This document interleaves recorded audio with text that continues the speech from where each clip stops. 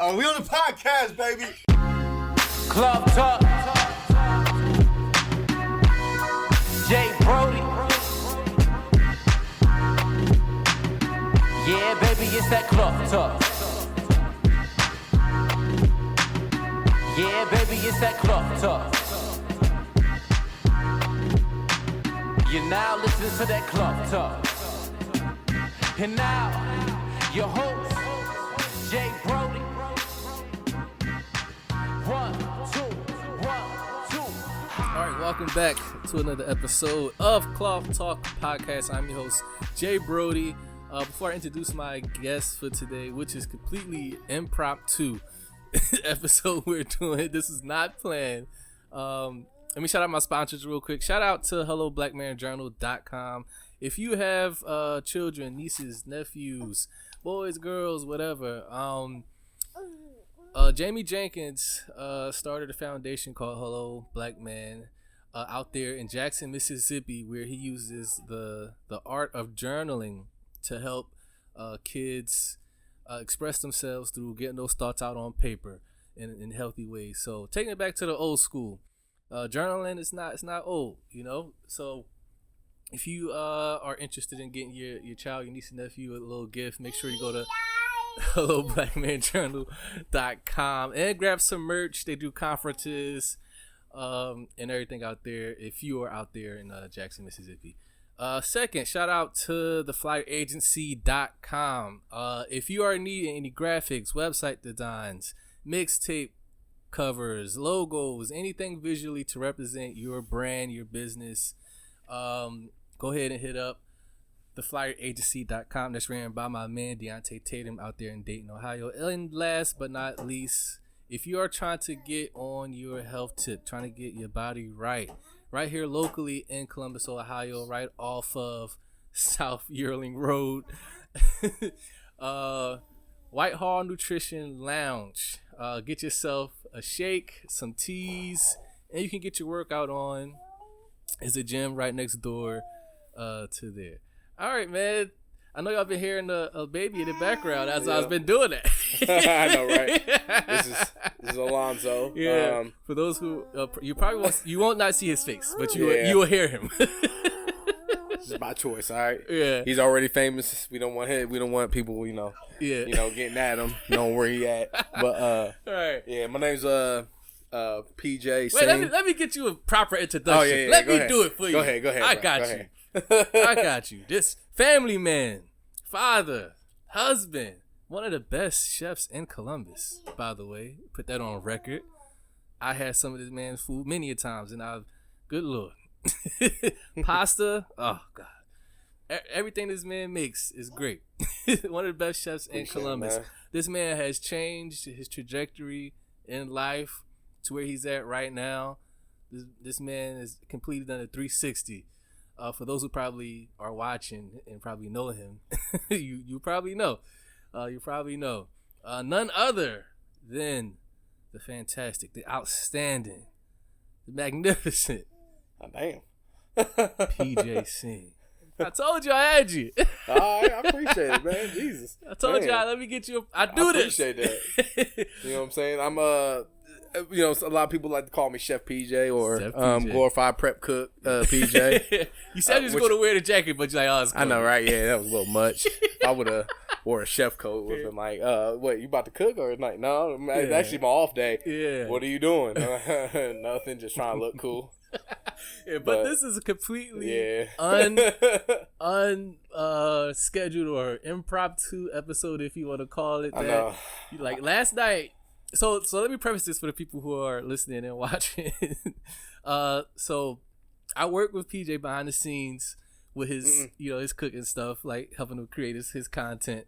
So we were scheduled I was gonna come through to your spot and we was gonna knock out some videos, some shorts or whatnot.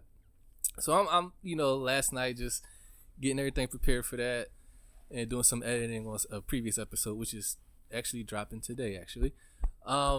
And then you just text me out of nowhere like, yo, man, forget us shooting this content. I got some shit I need to get off my chest. Let's do the podcast. I'm like, Okay. Yeah, man. I was completely thrown off. I was like, all right, I'm down. Let's do it. So here we are. Yeah, man. Here we are. I don't have no notes or anything. We okay. just go to flow. Neither do I, man. But at what's the end of the day, been on your heart? Yeah. what you got to get off your chest, man? Talk to us. Well, first and foremost, like family, I feel like has been on my mind. Yes. As you can see, this guy right here. Yes. My wife's out of town, so I gotta take care of the little guy. Yes. She has the big guy. But it's okay. Yeah, she has my 6-year-old son. Yep. Which she deserves it because she, I don't know how a lot of I know how a lot of people had to stay home during the pandemic, even the start of it. Good Lord. To have to work from home. Yes. So it's rough. Yeah. My wife stayed at home for the first 2 years, and now I'm like, I don't know how. Like, and then on top of that, we had a pandemic baby, I guess what they call it, a quarantine baby. Yeah. And that's what this brother is. He a 2020 baby. So yeah. I mean, at the end of the day, I'm like, man, I don't want him looking like that. I want her like going crazy or anything like that. So I'm like, man, let me just let her go take a trip. Yeah. I'll take care of him. I'll take the week off. Yeah. From work. You know what I'm saying? All that stuff. So. Yeah.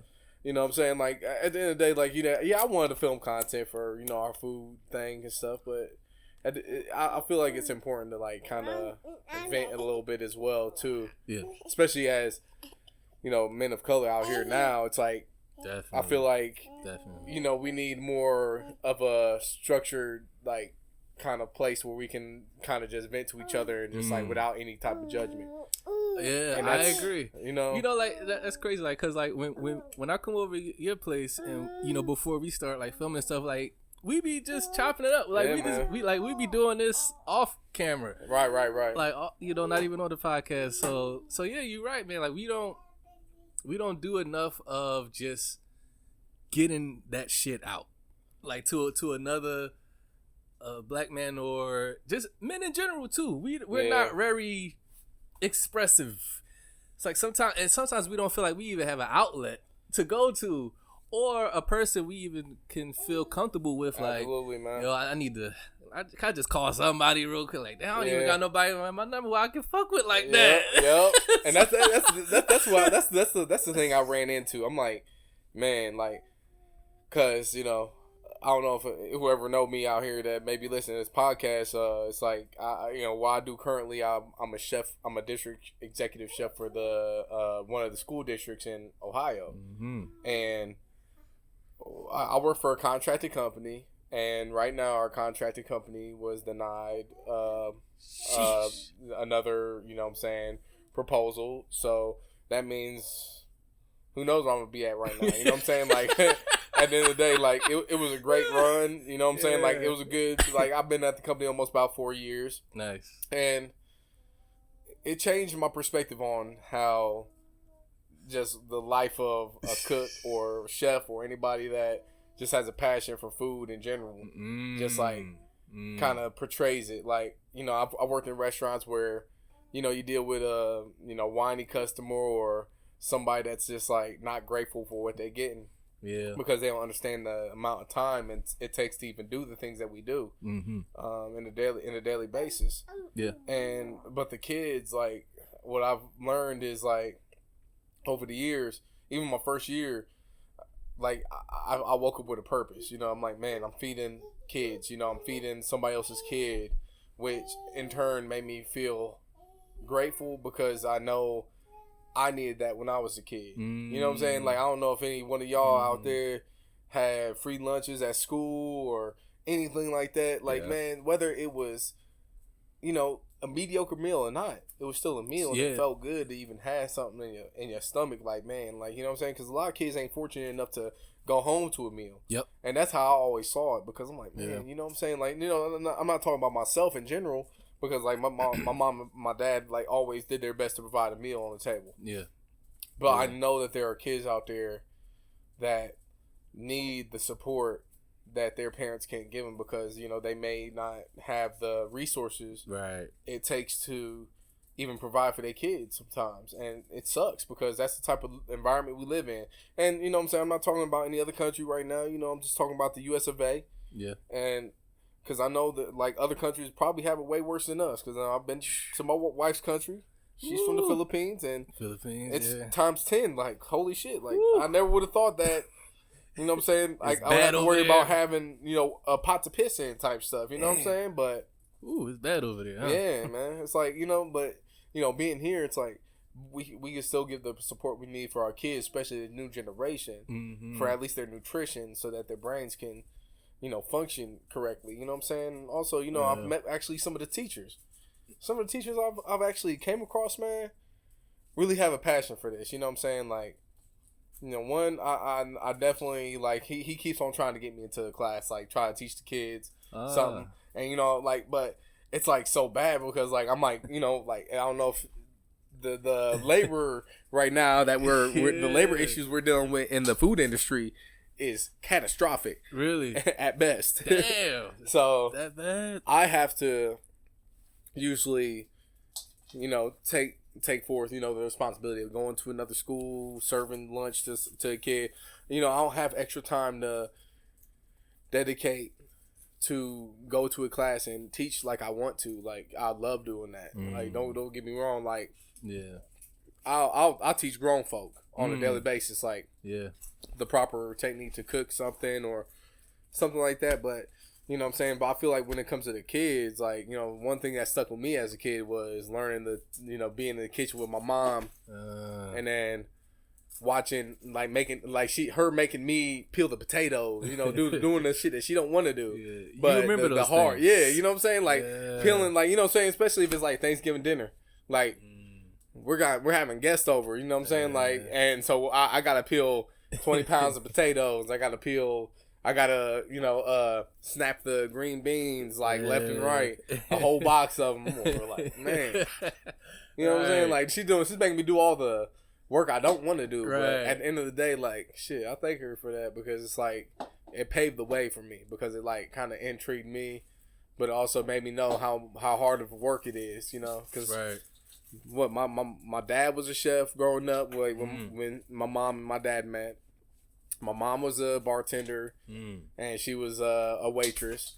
So she knows all about the food industry. Wow. You know what I'm saying? So she's like, she knows, like, the ins and outs of it. You know what I'm saying? My mom is black. You know what I'm saying? My dad's from East India. You know what I'm saying? So he's somewhat brown to black. You know what I'm saying? So he's at that point where he's like, you know what I'm saying? He can have a little soul in him and stuff, like, especially when it comes to cooking. We're talking about all the East Indian spices that you're putting in. It's like, man, the flavor is amazing. Oh my God. You know what I'm saying? That's how he got my mom to, like, really pay attention to him. You know what I'm saying? Of course, his good looks is well, but would you take after? Yeah.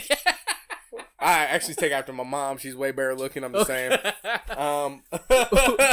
hold on. So let me ask you this. So with your dad being East Indian, your mom is black. What was the food like in the household? Was it a fusion of both? Man, like, so let me tell you one thing. Was it American food? It was a mixture. It was a mixture of both. Like what we would do is, like, certain meals. Certain meals, like, my mom would prepare. She would make some greens, some collard greens and stuff, and even like times that we go up to Cleveland to go visit my her family. Yeah. We'd have hot water cornbread, which I don't know if y'all familiar with. That is the bomb. If y'all ain't, then I'll drop a recipe at some point. There we go. Me and Ron will do something with that. Yeah, sure, it's coming. Had some fried catfish, Hey, no. So mom did most of the cooking. Yeah. She did a lot of the cooking at home. Okay. My dad, when it came to, like, what he did at home, it was a lot of the he would do Indian dishes, of course, but he would make American twist to it. Like, he would take naan bread, like the naan bread recipe that we have, and he would make it into pizza crust.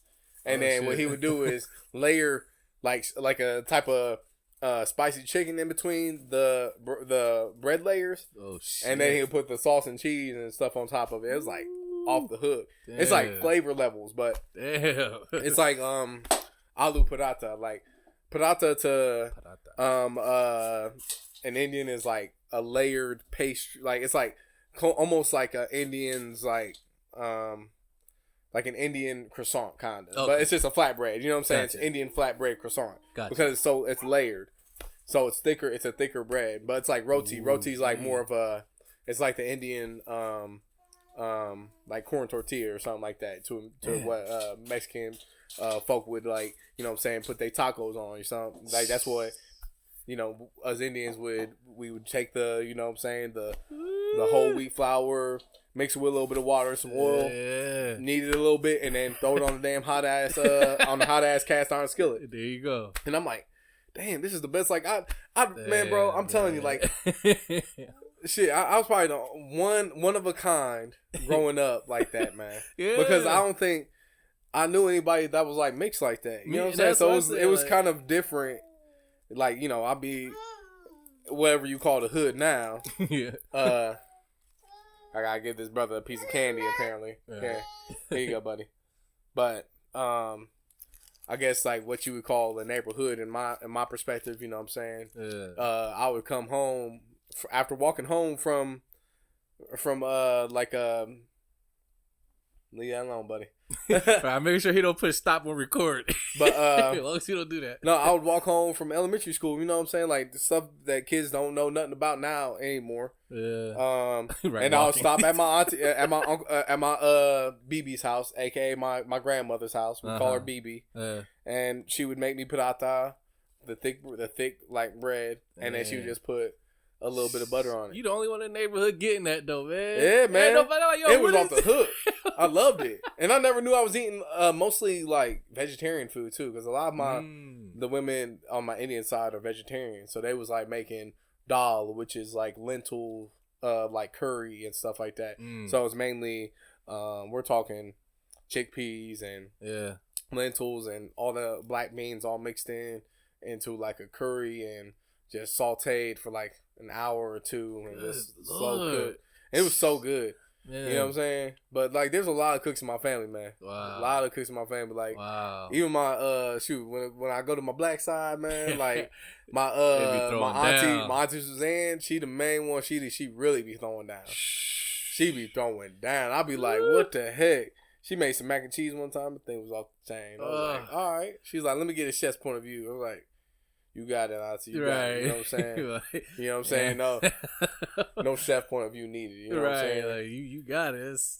Man. Yeah, man. So that's one thing I can say though. Like being in the industry, brother. Yeah. It's like you get to see so much behind the scenes. Yeah, and I also see like that there's like also egos behind that chef word. Is that right?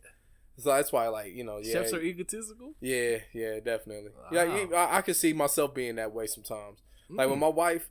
Like, you know, to be honest with y'all, like chefs don't make anything perfect. You know, I know you've tasted my food a lot of times. That's because a lot of things that you taste are things I've tested already. You know what I'm saying? Like those are the things I perfected. Got you. But the things I've like failed to like kind of perfect, I like, you know, get to my family and get to my wife because she'll be honest with me and she'll be blunt and I appreciate it. But you know, coming from your loved ones, it sucks. That's one thing I can say. Like coming from like a stranger, it's like, all right, I'll just change it like this. But some like the main person in my life, I really value like you want criticism please from. Dumb. It's like, damn, I hope she likes it. Like, damn, she gonna end up getting the papers and everything. This ain't good. I'm telling you. So she don't like it. That's like the barometer for you. That's like between soul crushing and improving. Yeah, pretty much. That's what I know. It's funny because it's like, you know, like working in the industry, man. I've learned to have a tough ass skin. Like I've learned to just like not even worry about if a motherfucker don't like my food, but also if they don't like my food, to be like, all right, what did you not like about it? Yeah. Okay, so that's what you didn't like. Okay, so let me go ahead and switch this spice or add salt or, you know what I'm saying, add some type of acidity or just do something to improve the dish. Yeah. It's just a different way of doing it because that's how you have to learn. You know, for everybody, like whether it's cooking or, you know what I'm saying, rapping or just being an accountant, being a dang on dishwasher, bro. Right. Like, you know what I'm saying? Like whatever career you're in. You know what I'm saying? Whatever career, if you can't take criticism. If you can't take ooh. This brother lip bleeding. Jesus. Should we pause? No, you okay. But yeah, man, just I feel like with whatever type of whatever type of career field people are in, they need to be able to take criticism and be able to take it to a point where, you know what I'm saying, know that this isn't where your peak is. You're gonna have to improve no matter what till the day you die. Man. Like, you know what I'm saying? Like, it's something we all gotta work on. Yeah. You know, like, I feel like some people get to that point where in their life they like, oh man, I got this locked up. Get comfortable, blah. Yeah. You know what I'm saying? Like, shoot, there's rappers out here that we don't even listen to no more because they done fell off, bro. Yep. You know what I'm saying? Because they didn't want to perfect their craft or adapt. Got too comfortable. You know what I'm saying? Adaptability is key in this type of environment that I'm in, especially because food's always changing. It's constantly changing. Yes. You know what I'm saying? Social media, like, what I've learned is like, Jesus, like, I can't like really, you know, devote my time to always filming this stuff because, like, I mean, you know, what we did the TikTok thing. Yeah. We did a lot of YouTube filming, and even then, it's like, man, it's a lot of work. It's just people don't realize like being a content creator for yourself, and also like being like crisp with it to making sure it looks right, to make sure it's executed the way you want it to come out, and then also being consistent with it and still having the time, number one, having the resources, all that stuff. It's like a part-time job to be a content creator. For real. Like, and then like, God forbid you got a family like yourself. This guy right here. Yeah, if you got like a family too, and you still try to, then you working, and then also you got to have time for this and that. It's like, people don't realize like it's a ill game to be able to be a like, if you want to do it right, a content creator, you can half-ass it. Go ahead, half-ass it. But if you want to have a brand that's going to stand out, it's like a part-time job down there, man. But then going back to what you were saying about, you know, like people taking criticism, motherfucker soft today, man. Ain't no. Yeah. we soft. You say one thing about, like, let's say for example, someone posts up something on like IG or TikTok, they can see 100,000 positive comments. That one negative comment, that's the only one that they will see. It's like, yo, you not seeing all the love you get, but that one negative one. Exactly. That's the one that's going to jump out like, damn, they ain't fucking with me. What you mean?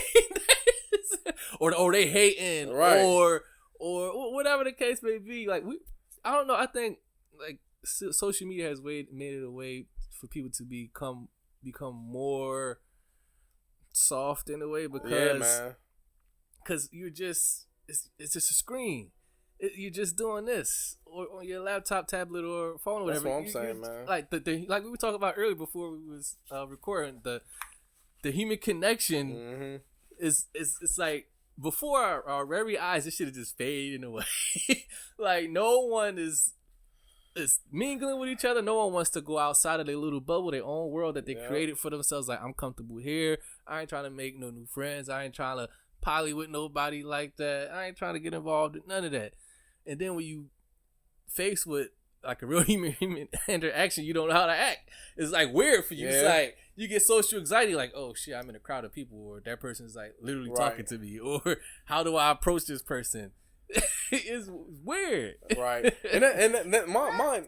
I mean, I guess my social anxiety didn't span from social media itself. Yeah. But I mean, mine is just from just years of just being around dumbass motherfuckers.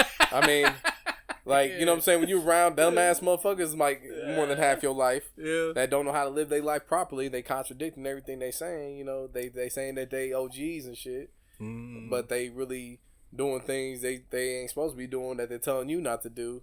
Get right. And they still doing they still doing it. It's like, damn, man, like, who the hell are you supposed to look up to? Yep. And that's why I'm like, man, like, I don't want to be like that for, like we were saying, like, I don't want to do that for the next generation that we kind of got coming up right now. Yeah, they soft, but they soft for because all they got they face all up in the dang on in the phone, and on top of that, they somewhat of the damn OGs that they did have. You know what I'm saying? It's gone, they ain't sending the right message either. I mean, but because it, you know, I will say this, you know, being a man, I gotta hold myself accountable. and that's one thing That's I've always real. wanted to do. That's real. And that's one thing I feel like that's failed with a lot of generations, whether it be the old or the new, Yeah. fail to do and pass on to their kids. And even myself, it's like, damn, man, I see a lot of the issues that bring up that I bring up to myself because I look at myself in the mirror a lot, and I'm like, damn, like as a father, like I really want to be good. I want to be a good father.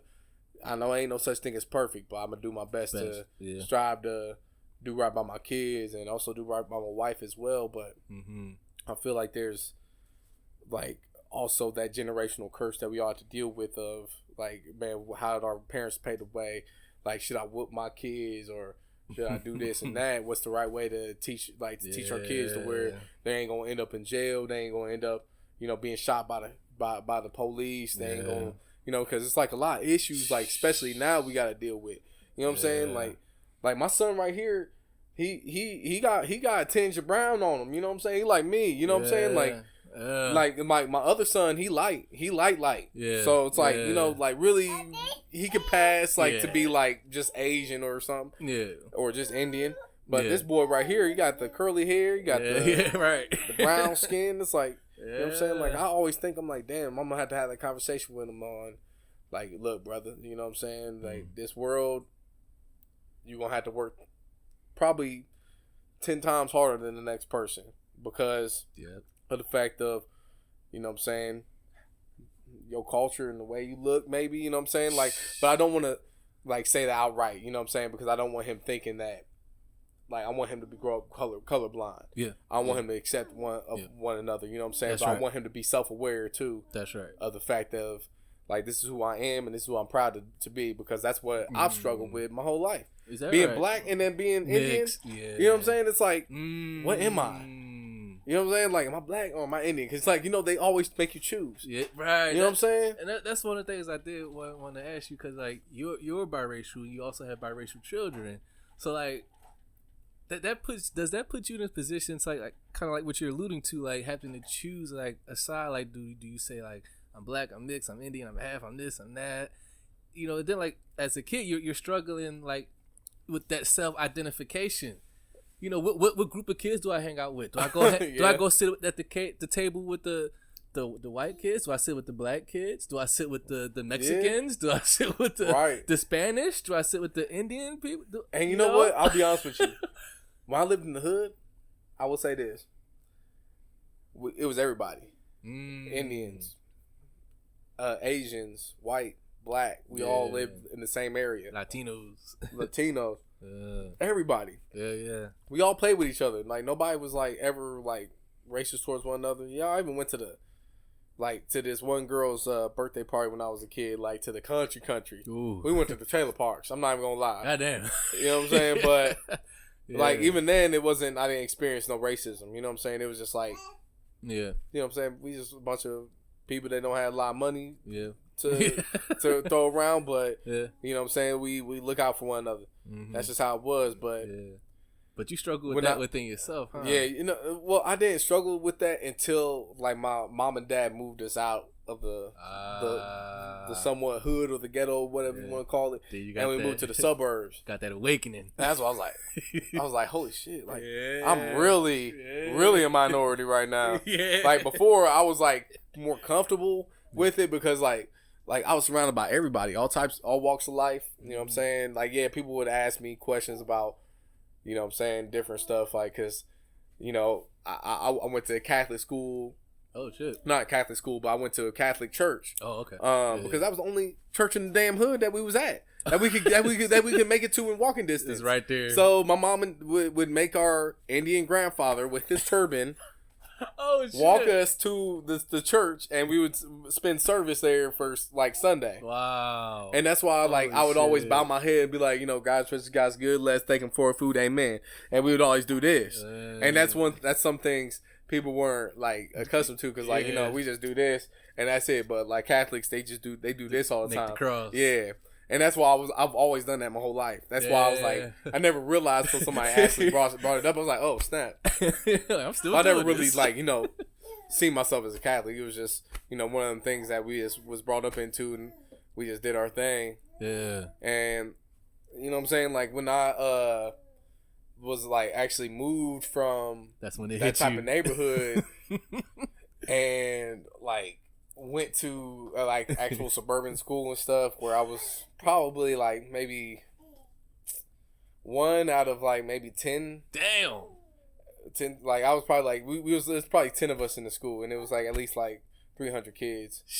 That's when you know had what I'm saying? that awakening. Like, Like, and I was like, man, shit. what the heck? This is crazy. Like everybody's wearing Abercrombie and Fitch, and everybody's wearing American Eagle. Like I wanted to fit in. Like there was a certain part of me because I was going in the middle school, and I want you know, you're at that point where you're becoming a young man. You want to fit in with, you know, you want to get to the right crowd. Yep. You want to have friends, you want to have girlfriends and stuff, and you want to be cool. Yeah, you got to mingle around. Yeah, and you got to figure out where you stand at on the food chain. Right. That's where I was at, and I was like, damn, this is like different for me because I'm like used to wearing my brother's like hand-me-downs, so I'm used to always wearing oversized baggy clothes. Even to this day, like I'm a big boy now, I know that, but Right. like I still wear oversized clothes. Like, you know what I'm saying? Like I like wearing baggy clothes. It's not like I've never like gotten to the sagging the jeans type shit. Yeah. I've just always wore oversized, and I wore a belt, and it was always on my ass. But that was the thing. Like I just wore to where it was comfortable for me because it was like I was so used to wearing my brother's clothes. I'm like, all right, this is cool. But then one day somebody was like, "What the hell are you doing?" Or like, you know what I'm saying? It was like, "Why's your shirt so big?" I was like, so what? You know what I'm saying? That's how I wear it. You know what I'm saying? Like, you know what I'm saying? Like, this shit was going hard on me. This little white girl. But you know what I'm saying? Like, she probably ain't know no better. You know, we was all young and stuff. But it was like, I was like, dang, like, this is kind of making me feel some type of way. Yeah. But then, like, another black dude in my class, he actually stood up for me and stuff. He was like, man. Nice. He's like, he said something along the lines like, man, your breath stink though. I was like, all right. I looked at him, I was like, my brother, this shit, man. Shit, I didn't know what to say because I was new. You know what I'm saying? I'm like trying to be calm. I was used to actually fighting all the time, but I don't want to get in trouble at this school. You know what I'm saying? Yeah. Like I didn't want to like go to like after school, like, you know, because when you're going to like inner city schools, like. And you go to suburban schools, they don't have peak at suburban schools. Oh shit! You remember peak? Peak. That was what was peak? That was the after school like kind of like Programs? detention and stuff like that. Oh, y'all call it peak. Yeah. Oh, okay. We call it. We didn't call it peak, but Everybody called it something. Yeah. You know, I don't know what the hell it even stood for. To be honest with you, Right. we just knew like we went to peak, we was gonna get an ass whooping when we get home. So yeah. I mean that's just one thing, man. Like, you know, there wasn't really. There was a lack of discipline too, but there was also like more of a judgment when I went to suburban schools, and like I saw like shit. This is how people really treat the minority of the group. You know what I'm saying? Like like they lower than them, and it's just like made me feel some type of way. I was like, damn, man, like, you know, because it was never like that. You know, even growing up, you know, whether it be in the projects or something, I know there's like a certain teacher that you come across that you always remember. I always do remember, like, even stuff from elementary school, like, you know, the ones that actually still care, that you'll remember their name, you know. Like, I remember Miss Page and Mrs. Hall, and they just did certain things with their teaching schedule that just made it more fun for the kids, and they just put more care into it. But I feel like sometimes people get away from that. But that's why it brings me back to that point where, you know, working for the schools now, I actually see some of the teachers actually bring back that fire. Nice. And like, I'm like, oh, okay. Like, you know what I'm saying? Even if it's you know, because I work in a fairly, you know, high class like district, to be honest with y'all. And like, even then, it's kind of sad because for those big high class districts, they're kind of separated. They got the north and they got the south. And you know, the people that are on the other side of the river are the ones that pay the less taxes, but they get the less treatment. They get the less treatment, and they get the shittiest of the shittest. Is that everything? Do you think that's done by design? Cause you're in it. You get to see firsthand. You know the behind the scenes that we don't get to know. Can I be honest with you, bro? Oh fuck. That's one thing I can say is like They're about to cancel you. I don't care. You know what I'm saying? I gotta be real, man. It is what it is. You won't know, get another you know how job it in the is. school district. Sorry. Go ahead. I'm not gonna go too deep into it because it's all politics at the end of the day. One thing I can say is like, yeah, there are a lot of teachers that really care. Yeah. There are teachers that somewhat it's just a job, which is I understand. I get it. You know what I'm saying? Like I've been in that position too. It's like just a even as a job, cook yeah. for the kids, I'm like, man, whatever. You know what I'm saying? They'll be fine. But then I'm like, shit. Like I see the bigger picture because I have young kids. Yeah. And I want my son to be provided a nutritious meal because that's important to me. I want them to have the best. Right. Yeah. But also when you get down to the politics of it, it's kind of like urban renewal. So this shit is by design. It looks like it. Because it even looks like it even in breaking. It looks like it like kind of like I don't know if y'all are familiar with urban renewal. Y'all need to look it up, okay? Because this has been around for a long time. Okay, so Get my phone out as he's speaking. yeah, so this is urban renewal. Huh? yeah, this is something I learned in college, man. Like African American studies, and it's pretty much the migration of high class and then the low class moves in, and you know what I'm saying, they kind of just leave everything the way it is and they don't put no improvements into it, and they move all the improvements to where the high class people are going to go. Wow. Pretty much. So that's basically the gist of it. But I mean, I don't want to say they do that for all the schools. I mean, I know it's like it has to do with budget too, and yeah, but let me you read know this. it's all taxes at the end of the day. So right. So you know, capitalism, huh? yeah. Urban renewal is a process of seizing and demolishing large swaths of private and public property for the purpose of modernizing and improving aging infrastructure. Yeah, it's pretty much what it is. It's pretty much like one place becomes a ghetto, Yeah. so they move it up to where it's like they move everybody to the suburbs. Push you know, them out. Yeah, pretty much. Ooh, bowl of candy just Lord fell Jesus. everybody. But I'll clean that up, bro. Don't worry. Let's But, do this. Yeah, man. Damn, man. But man, you know it's been around for a long time, bro. You've been a part of it because you see it. You know what I'm saying? Like, but the crazy thing is, like, growing up and being a part of it, you don't even know that exactly it's structured and designed that way. You just like, Yeah. well, I just grew up like this, Yeah. so I guess. like that's why I strive. Like, I want a lot of our brothers of color to strive to like improve on their situation. They're not stuck there at all. Period. Yes. I get it. You know what I'm saying? A lot of the shit is in our it's like I said, it's generational curse. Yep. And they feel like they're stuck. Yeah. But they ain't. You know what I'm saying? Like Yeah. we got your back. Like there's brothers like you, like me, and other brothers out here that just want to improve on like one another to do better and elevate where we're at in life. And Yeah. like, you know what I'm saying? Yeah, like I said, what society teaches us to be is like kind of antisocial. Yep. And it took me a while to even talk to you, brother. You know what I'm saying? Like, yeah. you know what I'm saying? It took my my cousin. Shout out the area, my business partner. For real.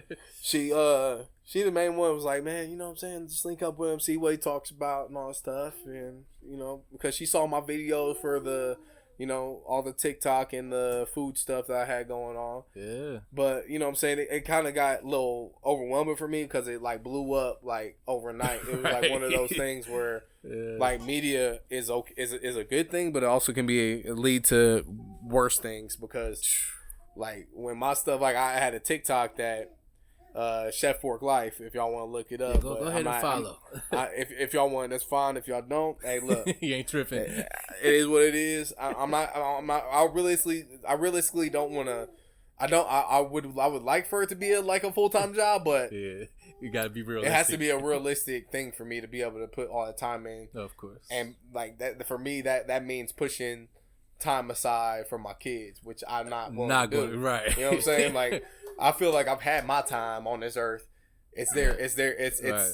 you know, I didn't ask them to be here. Right. They shouldn't. They didn't ask me to be here. There you know what I'm you saying? go. Like I got a duty for them to be like, all right, let me provide them the best I can provide them for. Yeah, they shouldn't become a casualty because what dad wants to do. And that's where I was at. Like I was like putting in the social media, like trying to put videos in all day, put videos in, and then try to content create all the time, no matter what. And I'm like, I can't do that, bro. You know, it's putting stress on my wife. This brother was just born. Yeah. And then it's just like, man, like people really do this. Like people really put they family second to like their dreams, you know, which I don't think that's a right thing to do, especially if you have kids. But I get it, you know, like I mean, everybody, you gotta take risk in life, and I don't never fault anybody for taking risk, especially when it comes to, you know, if they feel like it's gonna benefit them in the long run, go ahead and do it.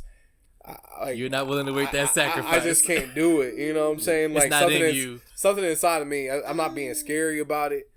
I just don't want to put them in a position like that because I don't feel like they deserve it. Yeah. I feel like I have a duty as a man, as a father to provide for my kids and do what I can do for their future. Mm-hmm. And my future is second to theirs. Yeah. Period. Yeah.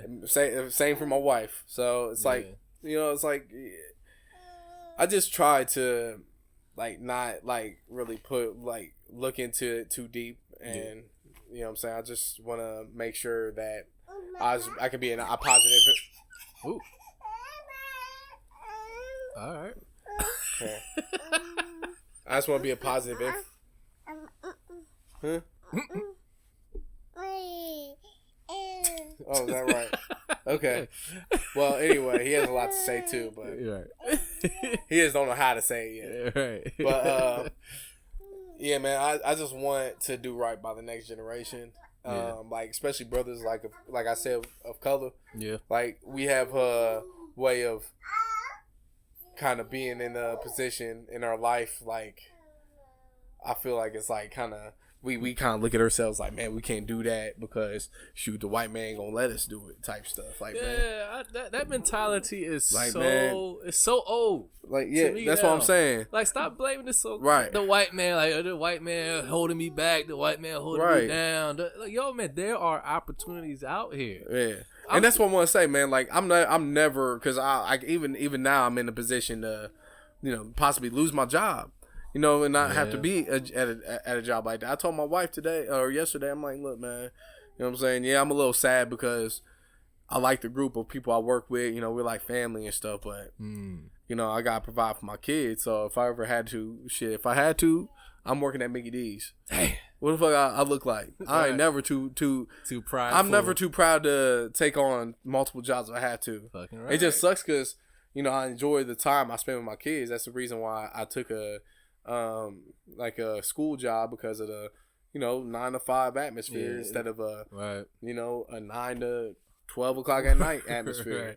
Yeah, you gotta, you know, provide that balance for yourself to also be able to provide for your family and spend time with my family. Yeah, man. Let's do this. Let's take a quick break right here. We're gonna play some music. I'm not sure what I'm gonna play, but when you listen back to this, you'll find out what I played.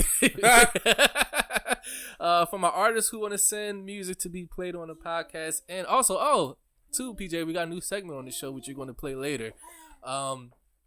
Shout out to FDZ Graffiti who helped me title the name of this segment. It's called Guest to Guest Quest Bowl. So let me break it down for you. So at the end of the podcast, there is a bowl over here full of questions that is hidden. You probably can see it. I did see that. Oh yeah. So that bowl is filled with questions from guests who sat in that very seat from episodes and episodes. So every guest that comes on, they write a random question for the next guest to answer on the pod. So you'll close your eyes, shake the bowl up a little bit, draw a question randomly, read it out loud, and answer honestly. I have no idea what these questions are or what you're going to draw, and you're going to add a question later after your word. So think of something. Yeah. So guest to guest quest bowl is what it's called. We're going to play that with PJ at the end of this episode. Before we take this break, PJ, let the people know where they can find you, connect with you at, all that good stuff. Throw your socials out there. I'll go ahead and do that. I'm not looking for clout, but at the end of the day, man, if y'all want to show love, just even watch the videos, learn something. Yeah. You can catch me on Chef4orklife. That's the spelled chef, just regular, and then the number 4, ORKLIFE, and then that's pretty much for my TikTok, my YouTube, and my Twitter, IG, all that. So it's pretty much Chef4orklife, you know what I'm saying? Across the board. It's a little corny, but that's just why that's the idea I had ever since I started this whole cook journey. But y'all want to show love, throw a follow, throw a like on some of the videos if y'all like it. Yeah. Either way, man, thank y'all for just coming down, just showing the support in this, you know what I'm saying? Just watching the videos, and hopefully y'all learn something. Yeah, definitely. I've been learning a lot. All right, we will take this break. We'll be right back right here on Cloud Talk Podcast. I just left a lot in a spaceship home. Then I spent the block looking for my baby. Whoa. She ain't your average girl. You can say that she was out of this world. That's why I couldn't pull up in nothing regular. She a goddamn alien, I'm telling you. So my baby phone home and find out you ain't gotta be alone. I know humanity can make you real scared, but I got everything you need right here. In my spaceship,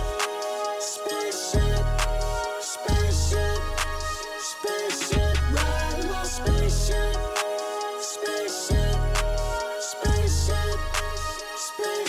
ride in my spaceship,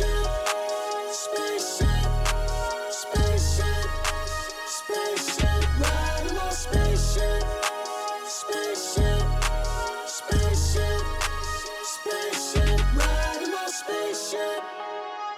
And just like that, we are back right here on Cloud. Why can I talk like I got gum in my mouth? We're back on Cloud Talk Podcast. PJ is here, one of the best chefs out here in Columbus, man. Just an all-around good, solid dude. All right, man. So let's talk about what we were kind of talking about earlier, before we actually started recording. You know what? Do you feel like you have pressure on you to succeed? Yes. Really? I have to, man, because if I don't, then I feel like my family won't have the things that they need, like, you know what I'm saying? But that's just me in general, because that's how I think my dad raised me, like he raised me like knowing what the worth of $1 is, you know what I'm saying? Like working his ass off night and day. Yeah. And you know what I'm saying? Let me know what it's worth to like actually have a family and the sacrifices you got to make. So it does somewhat suck to even have a mentality like that sometimes, but I mean, I feel like it's good as well because it's gonna help you kind of strive to always do better. But that's one thing I don't want to ever think I know everything. Like that's one thing I can say. My dad, or the generation before us, some people fail to realize like they think they reached their peak. Yeah. It's not a good thing. You know what I'm saying? Like reaching your peak in my career field is not a good thing. If you feel like you reached your peak, you're done. Damn. Like, you know what I'm saying? Like, fuck. What else is there for left for you to do? Yeah. You know what I'm saying? Like, oh, you're done cooking? Right. You know everything now? You know what I'm saying? Like, no, you don't even know how to toast bread the right way. You know what I'm saying? Type stuff. It's like, there's a new way of toasting bread. There's, the air fryer now. I still haven't gotten into the air fryer. His brother got one. I still don't know nothing about it. I still fry things regularly. But I'm over here like, man, it's intriguing me. Like, like new things that still come out that are just ways to learn new stuff. Yeah. Like even the even parenting right now, as you can see. Yes. Parenting is it's a challenge. But I will say this to all my young parents and all my, even the veteran parents that know what the heck they doing, that feel like they know what they doing. Yeah. You don't. Yeah, you're a liar. I'm sorry to tell you this. Everybody's different. Oh, shit. All kids. There ain't no manual to this, man. I told Jerome this all the time. There ain't no manual to being a good parent. Every time I go over his house, I always get a preview of what the family life is like. And every time I look, I'm like, I'll wait a few more years. I don't think I want to do this yet. Don't get me wrong. It's a beautiful thing to see a father with his children, his wife, and the whole family thing. But when you get to see the behind the scenes, like when it's really going down, it's like, good Lord. Yeah, bro. I'm telling you right now. Especially when they get to walking and crawling. Yeah. Like this brother. Man. Climbing up the stairs, climbing down the stairs. Like falling down the stairs. Yeah. Busting his lip multiple times. Right. Like good luck. Like the brother looks like he's getting beat the hell up. And it's not even us. It's inanimate objects. Right. Like, oh my God. Right. Like next thing you know, we get a CPS. We hear that we're gonna need to take a visit. Your baby has a busted lip. Right. Child services. Yeah, right. Yeah, so you put that pressure on yourself. Yeah, man, I got to, because I feel like, I mean, it's a cliche and stuff, but I'm the man, so. Hey, I get it. You know how it is. Like, I mean, even now with the Me Too movement and all the other stuff that, I actually want to shout out to the women out there. Of course. I know it's Women's History Month. That's right. We support our ladies right here on Cloud Talk Podcast. Them. I definitely support my wife. Yeah, definitely. I definitely support my brothers too as well. And, I will say this about Black History Month. I just want to say this right now. Go ahead. That's every month. Just want to let y'all know. All right? It ain't 28 days. Say that. That's every hot damn month that y'all live on here on this earth. And it goes on to the next year as well. All right, so you know what I'm saying, I don't want to put a month on that. Yeah, that's every month. So y'all need to be celebrating who the hell y'all are. I like every that. damn month, every day, every second. Right. But yeah, that's beside the fact. The pressure. Yeah, man. Just Oh, you know what, man, that just made me think of something. So like with the Did you deal with because like we were talking about supporting our women and everything like that? Did you deal with like backlash from black women when they found out your wife isn't black? Oh no. Do they look at you like, of course he gonna, because black women they get a little. I think you know what I think the saving grace to that was? She was Filipina, so she really ain't. She still can be. She could be like a sister at some point, I don't know if y'all been to the Philippines, but I've seen brothers blacker than me. It's crazy. It's crazy. I'm like, what the hell? Yeah, man. Yeah, but so you didn't deal with the backlash from the black woman community. Not too much, man. Of course, he gonna get somebody that. Like, I've well, he too good when it comes to races and dating, interracial dating and all interracial that. and stuff. It's like, love who the hell you love, man. You know what I'm saying? Like, people got preferences. That's fine. Yeah. You know what I'm saying? Don't judge them for that preference. If they like black women, they like black women. If they like Asian women, they like Asian women. Yeah. They like white girls, they like white girls. It is what it is. Yeah. I mean, as long as they ain't hating on somebody else for liking their specific group. Yeah. Then let them live. You know what I'm saying? But I feel like people put too much thought into somebody else's relationship. Mind your own goddamn business. Lord Jesus. Right. Do you think, on the reverse side, do you think people look at her with a black guy? Yes. Yes. Well, you talking about Asian folk? Like reverse, yeah. Yeah. We get looks all the time. When y'all out or whatever. All the time, especially with our kids. Because they look at our kids first and they be like, man, that kids look good as hell. You know what I'm saying? They're like, damn. Right. They probably get the revelation like, man, black kids and Asian kids really can make some cute ass babies. Right. Like, maybe that's the revelation. Like, oh, why did I tell her to leave him? Right. But man, right? Y'all get those weird looks when y'all out in public. Man, they and just stuff. judgy as hell, bro. Yeah. No, man. let's you want to draw a question? Yeah, man. One play. It's all a question, bro. You know what I'm saying? I know I've talked your ear off a lot. No, so. man. The good thing about podcasting is this shit can go how long I want it to or how short I want it to be. I know, right? I want to be on here again, bro. To be honest with you. Oh man, you definitely coming back. You always welcome here on Claw Talk Podcast. You know what? Before, because that's right. That's for the ending of the podcast. We ain't done yet. We ain't gonna get to the questions yet. Well, I gotta take this baby. Oh, that's right. You said you gotta. Yeah, my fault. I gotta take him to the doctors. Doctors are playing. Okay, let's get you out of here. These are things I'm learning, guys, because I'm not a parent. So you. That's okay. there's always something that gotta be done when you got kids. I got an hour left, motherfucker. Let's wrap it up. I wouldn't have known if my wife didn't text me right now. I was like, oh shit. So you're right. You're right. Yeah, she just texted my. I was like, oh shit, it is doctor's appointment. 2:00. All right. Oh shit. All right. All right. Let's we're gonna play guest to guest Quest Bowl with PJ Singh, aka Chef4orklife. All right. AKA So glorified prep cook. There we go.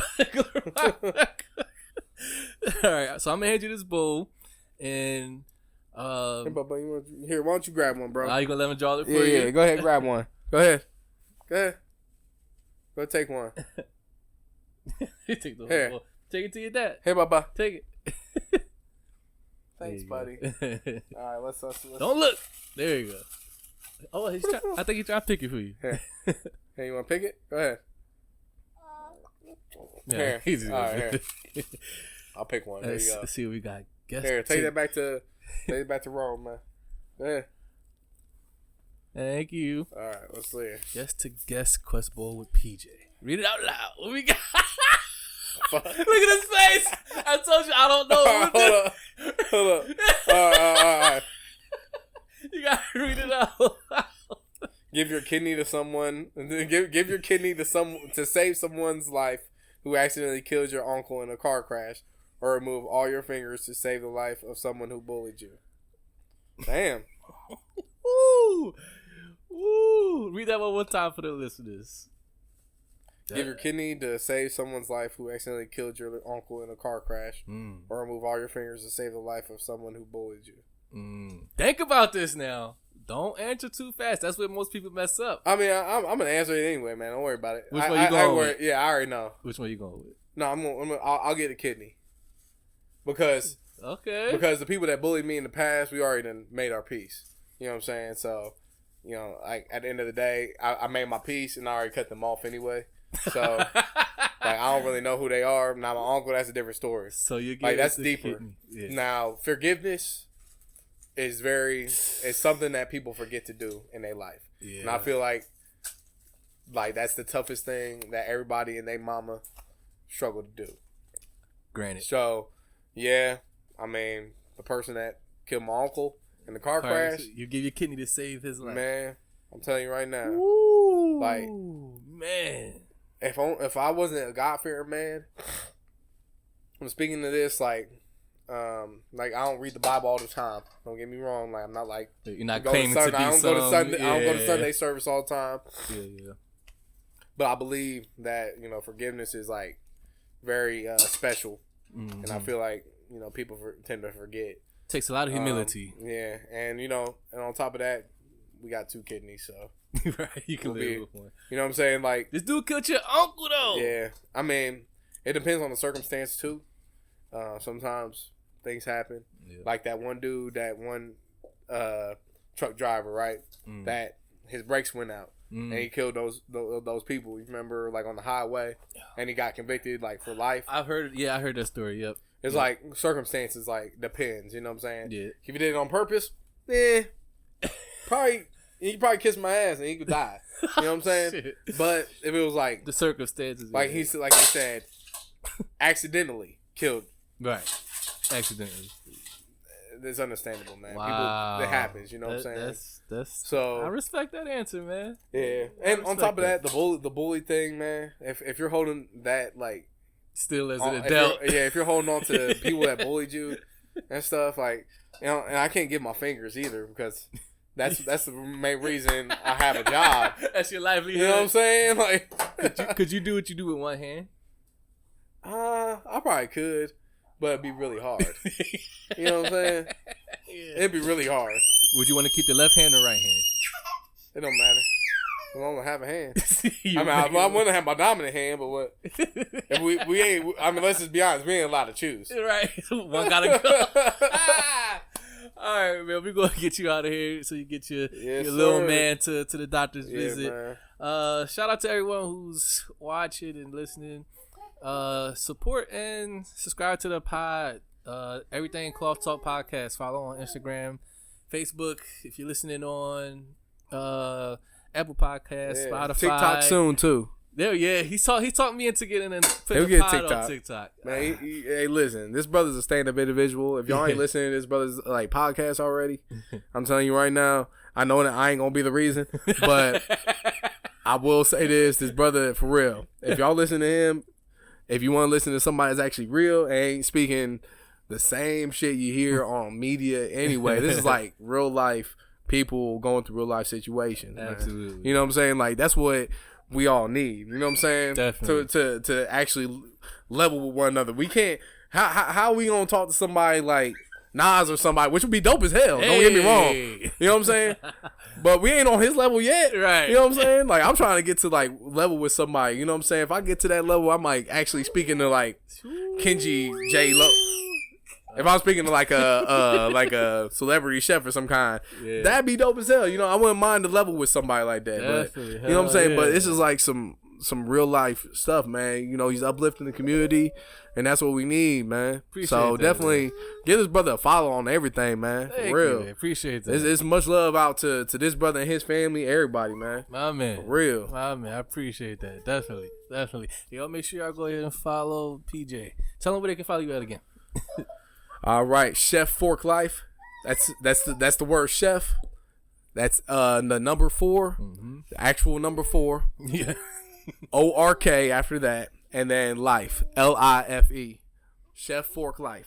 That's it, man. That's on all my social medias: Twitter, IG, YouTube, TikTok, whichever one, man. You know, come on, like, subscribe, whatever you want to do. At the end of the day, I just appreciate, you know what I'm saying, being able to cook and share my love for what I do in life, and, you know, hopefully can inspire the next generation and even the generation before us. Yeah, man. And hopefully this guy, too, that's screaming in the background. There you go. My sous chef. That's right. They say food is a love language, right? Yeah, I'm about to get him on the dishes, though. Because he's really acting like he's better than everybody over here throwing tantrums. Right. All right, man. I appreciate y'all, man. Absolutely, Thank you, man. We'll see y'all guys later. All right, bro. Peace out.